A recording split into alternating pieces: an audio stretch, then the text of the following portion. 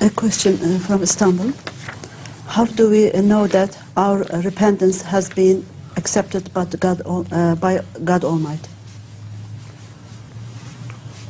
Everybody who repents, he is the best judge of whether his repentance is accepted or not. Because in human experiences, it's so common. And the same experiences should be referred to relationship between man and God. If you repent something and you seek forgiveness of your elders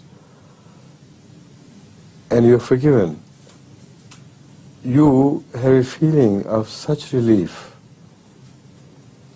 and happiness that only you can judge it. And from that feeling of happiness and relief, you know that your repentance has been accepted.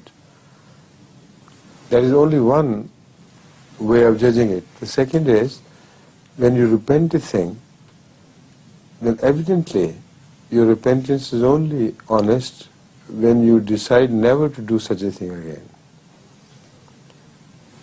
If you have that vague gray area of your decision making, where you're not really decided, where you're not really resolved as to never to repeat that mistake again, then such repentance cannot be accepted by God. To humans you may deceive, but God you cannot. Humans you may deceive, but God you cannot.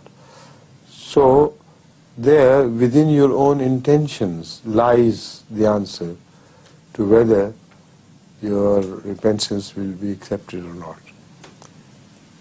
And the later experience of your life will prove to you that it was not accepted, because you will repeat the same mistake again.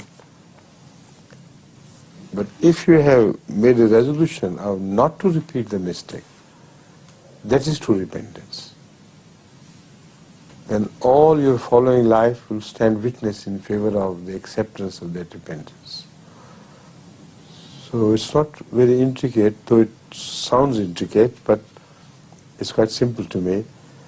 That the person who repents, his intentions would let him know, if he wants to hear to the voice of his intentions, whether repentance is accepted or not.